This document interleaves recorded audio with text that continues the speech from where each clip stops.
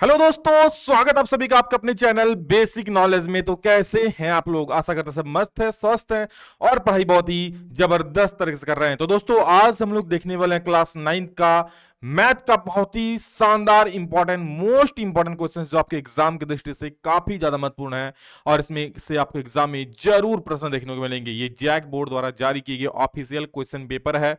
चलिए देखता हूं क्या क्या प्रश्न है। सभी को वीडियो जरूर शेयर कर दीजिएगा और अच्छा लगे हैं तो प्यारा से कमेंट अपने विकास सर के लिए जरूर कर दीजिएगा। चलिए देखते हैं। आज हम लोग देखने हैं गणित। आप लोगों को पता है आप लोगों का जो इस बार का एग्जाम है वो ऑब्जेक्टिव ही होने वाला है, इसलिए ऑब्जेक्टिव सारे प्रश्न मैं लेकर के आया हूं आप लोगों के लिए ही। ठीक है, चलिए बिना देर किए करते हैं क्लास को शुरू। और वीडियो को लाइक नहीं किया तो जरूर कर दीजिएगा। देखिए, सबसे पहला, निम्न में कौन परिमेय संख्या है? क्या बोल रहा है कि निम्न में कौन परिमेय संख्या? आपको पता है परिमेय संख्या जो भी होती है वो पी बटे क्यू के फॉर्म में होती है। क्या होती है? पी बटे क्यू के रूप में होती है। कोई भी वो रूट के अंदर में नहीं होता है। अगर रूट के अंदर में है तो पूरी उसका वर्गमूल निकल जाता है। देखो, यहां पे आप रूट 5 का वर्गमूल निकाल पाओगे क्या? बोलोगे नहीं सर, तो ये आपका परिमेय संख्या नहीं होगा। ये देखो, रूट 7 कटिंग छटिंग क्या बचेगा? 2/7। सर 2/7 आ गया, यानी पी बटे क्यू के फॉर्म में। बिल्कुल ये आपका परिमेय संख्या हो जाएगा। ये क्यों नहीं होगा? क्योंकि रूट 2 का वैल्यू हम पूरा नहीं निकाल पाएंगे और पाई कभी भी परिमेय संख्या नहीं होती है। यानी बेटा आपका जो सही उत्तर हो जाएगा ना, होगा 2/7। ये आपका सही उत्तर हो जाएगा। अगला प्रश्न है, शून्य क्या है? तो देख लो शून्य क्या है। शून्य बेटा आपका, एक मिनट रुक जाओ, शून्य क्या है? तो शून्य आपको पता ही है, शून्य परिमेय संख्या होती है। क्यों सर शून्य परिमेय संख्या क्यों होती है? क्योंकि शून्य को मैं 0/1 लिख सकता हूं ना। तो देखो पी बटा क्यू के फॉर्म में आ गया, इसीलिए आपकी परिमेय संख्या कहलाएगी। बाकी कोई भी यहां पर सही नहीं है ना। तो ऑप्शन नंबर ए सही हो जाएगा। नेक्स्ट क्वेश्चन देखेंगे, 0.3 के ऊपर बार बराबर। बहुत फेमस क्वेश्चन है, एग्जाम में कई बार ये सवाल बेटा आप लोग एग्जाम में पूछा गया है। 3 के ऊपर बार को हम कैसे लिखेंगे? तो देखो इसको कैसे बनाएंगे मैं। तो जब भी इस प्रकार लिखेगा ना, मैं मान लूंगा, पहले माना क्या? माना x बराबर 0.3 के ऊपर में बार। और जब बार है भैया तो हम इसको लिख सकते हैं ना, 0.333 बार बार लिख देंगे इसको, है ना। ऐसा याद रखना। इसको मैं समीकरण 1 मान लूंगा। अब अगर एक संख्या के ऊपर बार है तो हम 10 से गुना करेंगे। अगर दो संख्या के ऊपर बार है तो हम 100 से गुना करेंगे। अगर तीन गो संख्या के ऊपर बार है तो 1000 से। लेकिन यहां पर सिर्फ एक ही संख्या के ऊपर बार है, इसलिए दोनों तरफ किससे गुना कर दूंगा? 10 से। दोनों तरफ 10 से गुना करने पर। किससे बेटा? 10 से गुना करने पर, है ना। 10 से गुना करेंगे तो 10 गुना x हो जाएगा और इधर बराबर हो जाएगा 10 गुना 0.3333 फ्री हो जाओ, है ना। 10 गुना x 10x हो जाएगा और इधर हो जाएगा आपका 3। क्योंकि 10 से गुना करोगे तो एक पॉइंट उधर भाग जाएगा तो 3.33 ये आता जाएगा। उतना जितना 3 देना है तो कोई दिक्कत वाला बात नहीं है यहाँ पर, है ना। अब इसको मैं समीकरण 2 मान लूंगा। कुछ नहीं करना है, सिंपल सा समीकरण 2 में से 2 - 1 कर देना है ना। 2 - 1, 2 में क्या है तो लेफ्ट वाला को लेफ्ट से घटाएंगे 10x, और इसमें क्या है सर x। इसमें इधर क्या है 3.333 आता जाएगा, माइनस इसमें क्या है 0.333 आता जाएगा, है कि नहीं है। अब देखो 10x में 1x जाएगा तो 9x होगा। क्या होगा बेटा? 9x होगा। बराबर 3.33 में 0.33 हट जाएगा क्योंकि इधर पॉइंट वाला सब कैंसिल आउट हो जाएगा। तो आपका क्या बचेगा बताओ? ओनली 3 बचेगा, है ना। x बराबर हो जाएगा 3, इधर 9 गुना में है, जाके भेज दो बट्टा में। 3 एकम 3, 3 3 9, यानी 1/3। क्या हो जाएगा? 1/3, 1/3, यानी ऑप्शन नंबर ए बिल्कुल आपका सही सही परम सत्य जवाब हो जाएगा। क्लियर है? चलो आगे देखेंगे। और अगला प्रश्न क्या है? 1/√2 का परिमेयकरण क्या होगा? कितना शानदार शानदार सवाल देखो, और बोर्ड एग्जाम में इसी प्रकार के प्रश्न पूछेंगे, इसलिए आप पहले जान लो कि किस प्रकार के प्रश्न पूछने वाले हैं बच्चा। तो मेरे प्यारे बच्चे 1/√2 का क्या करना है? परिमेयकरण करना है। तो 1/√2 का परिमेयकरण मतलब सिंपल सा, ऊपर भी √2 और नीचे भी √2 से गुना कर दो। तो √2 एक कम √2 हो जाएगा और √2 × √2 2 हो जाएगा। तो ये क्या दिख रहा है कहीं? √2/2 ऑप्शन। और बोले सर इतना आसान पूछता है क्या? बिल्कुल मेरे प्यारे बच्चे, इतने आसान ही पूछेंगे, लेकिन कई सारे बच्चे कंफ्यूज करके गलती कर देते हैं। फुल टू फुल मार्क्स उठाएगा, बस आप अच्छे से पढ़ो। और अभी तक सब्सक्राइब नहीं है तो कर लो। इसके अलावा बता दूं, आप लोगों का live classes PW JAC board पर शानदार तरीके से चलेगी एग्जाम के टाइम, इसलिए उसमें जुड़ना नहीं भूले, पीडब्ल्यू जैक बोर्ड। ठीक है, देखो 36 के पावर 1/2 का मान कितना हो जाएगा? तो 36 के पावर 1/2 जो है ना, ये आपका 4 नंबर हो गया, 5 नंबर। 36 के पावर 1/2 है ना। तो इसमें देखना नीचे में क्या है? बोलो सर नीचे में 2 है, यानी किसको 2 बार गुना करेंगे, किसको डबल गुना करने से 37 आता है?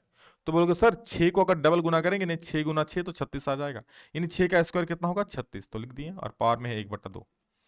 इसको पावर वाला, इस पर जब ब्रैकेट होता है ना, इसको मैं गुना में बदल सकता हूँ, तो पावर में है 2 और ब्रैकेट हटा दिया, क्या लिख दिया गुना 1/2, 2 से 2 खत्म, क्या हो जाता है 6 के पावर में 1। अब 6 के पावर में 1 मतलब क्या होता है 6 ही होता है। 6 कहीं दिख रहा है क्या, जो 6 दिख रहा है तो मार दो, ठीक है 6 कहीं दिख रहा है 4 है, और ये देखो ऑप्शन नंबर सी 6 दिख रहा है ना, इसको क्लियर है। तो इसी प्रकार के प्रश्न रहेंगे और फोड़ना पड़ेगा आपको, और जब भाई विकास सर से पढ़े हो तो फोड़ोगे ही। अगला क्या देखो 2 + √2 × 2 - √2 क्या हो जाएगा, सिंपल सा प्रश्न है, 2 + √2 2 - √2। देखो ये a + b मान लो, इसको a - b मान लो, a + b minus into a - b क्या होता है a² - b², a² यानी सर 2 का स्क्वायर और b² मतलब √2 का स्क्वायर, 2 का स्क्वायर 4 हो जाएगा, √2 का स्क्वायर 2 हो जाएगा, 4 में 2 जाएगा तो मेरे प्यारे बच्चे 2 आंसर आ जाएगा, यानी ऑप्शन नंबर ए। देख रहे हो जिसने बनाया है पेपर बेटा गर्दा उड़ा दिया है, गर्दा उड़ा दिया है, तो आप लोग भी गर्दा उड़ा देना है ना। अगला प्रश्न क्या देखो, निम्नलिखित में कौन बहुपद नहीं है, क्या बोल रहा है कौन बहुपद नहीं है। तो देखो जिसके पावर में पूर्ण संख्या नहीं होती है ना, वो बहुपद नहीं होता, या प्रकृत संख्या नहीं होती वो बहुपद नहीं होता।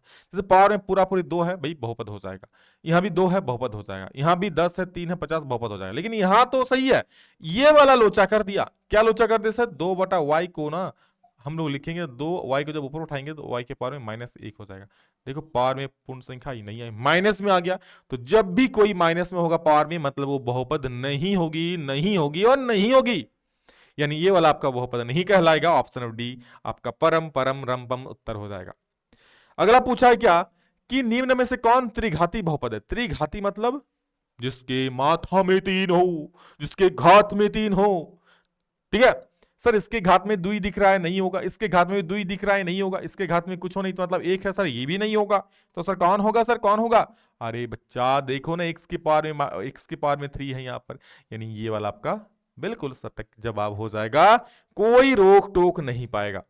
अगला जो प्रश्न है देख लो क्या है, बहुपद 2 + x² + x में x² का गुणांक क्या पूछा है, ध्यान दो कितना आसान क्वेश्चन, x² का गुणांक पूछा है, क्या पूछा है x² का गुणांक, यानी x² के साथ गुना में क्या है।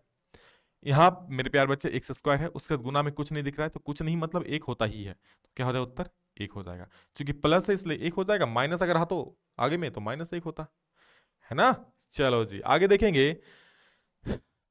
px = 2x + 1 का शून्यक पूछा है, क्या पूछा है px = 2x + 1 का शून्यक। तो शून्यक कैसे निकालोगे, बस कुछ नहीं करो x का वैल्यू निकालो, शून्यक मतलब क्या x का मान, तो क्या 2x + 1 का पूछा है ना, जो उसका भी शून्यक पूछेगा उतना बराबर 0 कर देना, यानी 2x बराबर हो जाएगा सर -1, यानी x बराबर हो जाएगा -1/2, -1/2 ऑप्शन नंबर बी, देख रहे हो ठीक है। अगला देखो यहां क्या बोल रहा है कि 3x² + x + 1 को अगर x² - 1 से भाग देने पर शेषफल कितना हो जाएगा। तो देखो 11 नंबर ठो कैसे बनेगा, 11 नंबर बचुआ येलो से बना दे, चलो क्या है 3x² को इससे भाग दें, किससे x - 1, तो जिससे भाग देंगे उसको पहले मैं 0 कर लूंगा, यानी x का वैल्यू निकालूंगा कितना आ जाए 1। अब बस इस x का वैल्यू आप बैठा दो किसमें 3x² में प्लस x में और +1 में, इसमें बैठा दो x का मान, आंसर आ जाएगा। x का मान कितना 1, तो 3 × x का स्क्वायर यानी 1 का स्क्वायर प्लस x मतलब 1 और प्लस 1, ये हो जाए आपका 3 है ना, 3 1 में रुक जाओ, ये हो जाए आपका 3 1 का स्क्वायर 1 तो 3 1 कम 3 हो जाएगा, प्लस 1 और 1 2 हो जाएगा, यानी 3 और 2 आपका 5 हो जाएगा। क्या 5, अरे सर इंतजार कर रहा है 5 है ना। चलो आगे देखो नेक्स्ट क्वेश्चन क्या है इसमें, निम्न में कौन 2 चर वाला रैखिक समीकरण है, क्या 2 चर वाला रैखिक समीकरण। तो सिंपल सी बात है बेटा 2 चर वाला जो रैखिक समीकरण जिसमें, अच्छा चर मतलब पता है क्या होता है, चर मतलब होता है x y z, यही सब क्या कहलाता चर कहलाता है। तो किसमें 2 को दिख रहा है, इसमें तो सिर्फ x ही दिख रहा है, ये तो नहीं होगा है ना, इसमें सब क्या दिख रहा है x दिख रहा है। अच्छा इसमें देखो इसमें भी सिर्फ x दिख रहा है, इसमें भी x दिख रहा है, इसमें x और y दो दोनों दिख रहा है, यानी ये 2 चर हो गया, क्या हो गया ये 2 चर वाला रैखिक समीकरण हो गया है ना। आगे पूछा है क्या x + y = 2 का हल क्या है। हल मतलब क्या भाई, इधर 2 है तो इधर भी 2 आना चाहिए, यानी x और y का ऐसा कौन सा मान रख दे कि इधर 2 है तो इधर भी 2 हो जाएगा।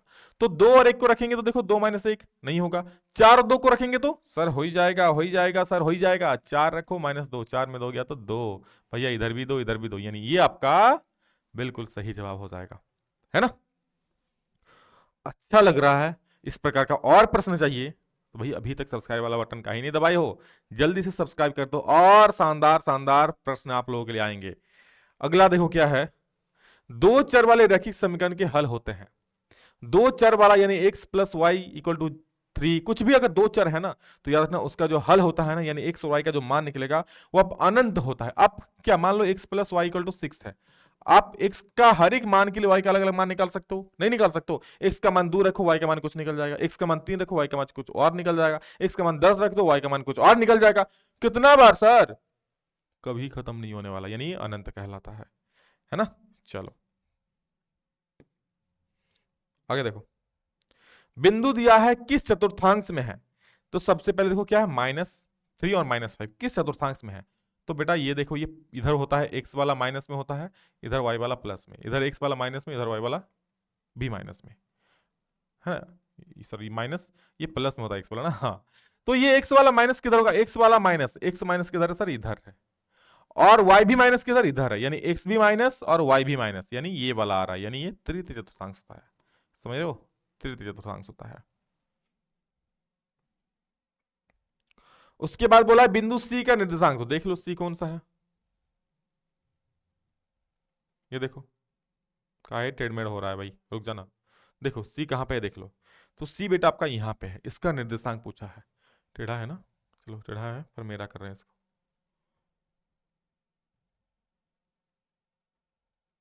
ठीक है अब सही है ना। चलो देखो, तो C में यहां पर मैं किसका मान लिखूंगा, x का और y का। तो x को कहां पे टच कर रहा है सर, -5 पे, तो -5 हो गया। y को कहां पे टच कर रहा है, 2 पे, तो C का जो निर्देशांक हो गया -5,2 हो जाएगा। क्या हो जाएगा, -5,2 ऑप्शन रहेगा, देखो है ना, -5,2। तो बिल्कुल यही है बेटा, आसान आसानी सवाल है, बस आपको समझना आना चाहिए, है ना। उसका देखो क्या है, 105 डिग्री का संपूरक कोण बताओ। संपूरक मतलब जब दो कोणों का योग 180 डिग्री होता है उसे बोलते हैं संपूरक कोण। उनमें से एक कोण आपका 180 हो, सॉरी दो कोणों 180, तो एक कोण हो गया क्या, 105, तो दूसरा क्या हो जाएगा, 180 में घटा दो 105 को, 180 में 5 घटेगा तो बेटा आपका 75 डिग्री आंसर आएगा, यानी ऑप्शन नंबर डी सही हो जाएगा, है कि नहीं है। और अगला प्रश्न है, यदि दो कोणों का योग 90 डिग्री हो तो उन कोणों को क्या कहते हैं। तो याद रखना, जब दो कोणों का योग 90 डिग्री होता है तो उसे बोलते हैं पूरक कोण। कौन सा कोण बेटा, पूरक कोण। हाँ, अगर दो कोणों का योग 90 डिग्री ना हो, यानी 180 डिग्री हो, तो दो कोणों का योग अगर 180 डिग्री हो तो क्या हो जाएगा, संपूरक कोण। और अगर सर एक कोण 90 डिग्री हो जाए तो समकोण। हाँ, अगला क्या है, देखो इसमें एओबी एक रेखा, सरल रेखा है, तो x का मान पूछा है। सिंपल सा कितना क्वेश्चन है, देखो ये एक रेखा है, आपको पता है एक रेखा पर बना कोण 180 डिग्री होता है, यानी x और 82 मिलके कितना डिग्री बनाएगा बेटा, 180 डिग्री बनाएगा, है ना।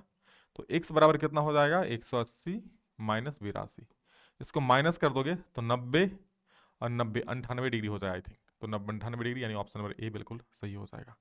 क्लियर है ना, चलो वेरी गुड। नेक्स्ट क्वेश्चन आगे बढ़ेंगे। आकृति में x का मान पूछा है, क्या x का मान क्या हो जाएगा। सिंपल सा क्वेश्चन है बेटा, आप कितना ही आपको एक होमवर्क भी देंगे, चिंता ना करो, और सब लोग उस होमवर्क का आंसर मुझे कमेंट सेक्शन में बताओगे। देखो जब भी इस प्रकार कोण रहा है ना, या अंदर का दो कोण दे दे और बाहर वाला कोण निकालने बोले ये वाला, तो कुछ ना करना, आंख बंद करना और अंदर वाला को जोड़ देना। 20 + 80 कितना आएगा सर, 100 डिग्री। सर इतना आंसर हुआ क्या, अरे हाँ बेटा। बोले तो इतना आसान है, अरे हाँ पर सबको पता होगा तब ना, आपको पता आप मार दोगे, है ना। एक लास्ट क्वेश्चन दे रहे हैं जो आप लोगों के लिए होमवर्क होगा, इसमें और 20 क्वेश्चन बचा है बहुत शानदार तरीके से, लेकिन उसका आप लोग, और मुझे पता है एक भी बच्चा जो इस वीडियो को देख रहा है वो इसको ऐसा नहीं कि बोल नहीं पाएगा। त्रिभुज के 3 कोणों का योग कितना होता है, ठीक है, आप मुझे कमेंट बताओ। मुझे पता है सारे लोग बोलेंगे, लेकिन इतना आसान हो और पूछा गया है एग्जाम में, ठीक है। वीडियो कैसा लगा कमेंट करके जरूर बताइएगा, ताकि मुझे उससे एनर्जी मिले, और सभी को शेयर कर दीजिएगा, एक प्यारा सा कमेंट जरूर कर दीजिएगा। इस वीडियो में इतना ही दोस्तों, मिलेंगे दूसरा में जल्द ही, तब तक के लिए जय हिंद, वंदे मातरम।